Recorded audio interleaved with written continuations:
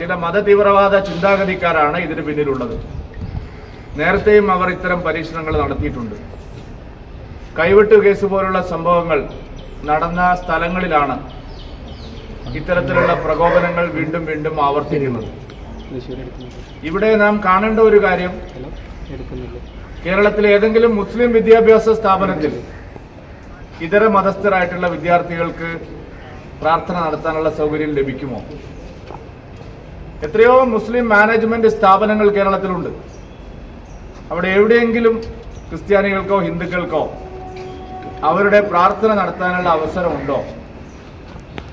എന്തുകൊണ്ടാണ് മതേതര പാർട്ടികൾ എന്ന് പറയുന്ന ആളുകൾ ഈ ആവശ്യത്തെ പിന്തുണയ്ക്കുന്നത്?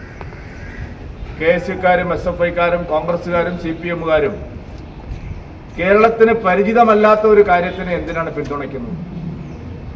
വിദ്യാഭ്യാസ സ്ഥാപനങ്ങളുടെ അവരുടെ ജാതിയും മതവും നോക്കി അവിടെ പ്രത്യേകം ആരാധന നടത്താനുള്ള സൗകര്യം ചെയ്തു കൊടുക്കണം എന്നുള്ളത് കേരളത്തിന് പരിചിതമായിട്ടുള്ള ഒരു കാര്യമാണോ?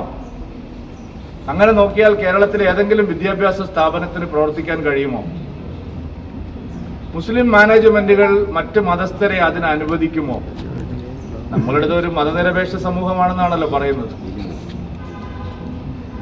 95% മുസ്ലിം ദേവാലയങ്ങളിലും സ്ത്രീകൾക്ക് പ്രാർത്ഥിക്കാനുള്ള അവസരമില്ല.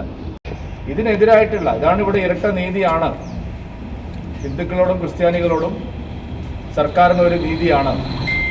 ഞാനിപ്പോൾ ആലോചിക്കുന്നത്, നരേന്ദ്രമോദി സർക്കാർ എങ്ങാനും ഭരണത്തിൽ നിന്ന് പോയിരുന്നെങ്കിൽ തോക്കെടുത്ത ആളുകൾ തെരുവിൽ ഇറങ്ങുമായിരുന്നു കേരളത്തിൽ. കാശ്മീരിൽ മറ്റ് സംഭവിച്ചതുപോലെ തോക്കുമായിട്ട് തീവ്രവാദികൾ കേരളത്തിൽ ഇറങ്ങുമായിരുന്നു. ഏതെങ്കിലും ഒരു കഷ്ടകാലത്തിന് മോദി സർക്കാർ അധികാരത്തിൽ നിന്ന് പോയിരുന്നെങ്കിൽ തോക്കുമെടുത്ത് കേരളത്തിൽ തീവ്രവാദികൾ അഴിഞ്ഞാടുമായിരുന്നു. എന്തുമാത്രം തീവ്ര ചിന്താഗതിക്കാരാണ് പുതിയ പുതിയ ആവശ്യങ്ങളുമായിട്ട് വരുന്നത്. കോഴിക്കോട് മെഡിക്കൽ കോളേജിൽ ഇതിനു വേണ്ടിയുള്ള വലിയ ബഹളം നാം കണ്ടു. കോഴിക്കോട് മെഡിക്കൽ കോളേജ് ക്യാമ്പസിൽ ഒരു വിഭാഗം ആളുകൾ ഈ ആവശ്യം ഉന്നയിച്ചുകൊണ്ട് നേരത്തെ പ്രകോപനം ഉണ്ടാക്കി. കേരളത്തിലെ മറ്റ് പല വിദ്യാഭ്യാസ സ്ഥാപനങ്ങളിലും ഇത് ആവർത്തിച്ചു. ഇതിപ്പോൾ തുടരുകയാണ്. ഇത് കേരളത്തിന് അനുവദിക്കാൻ പറ്റുന്ന ഒരു കാര്യമാണ്.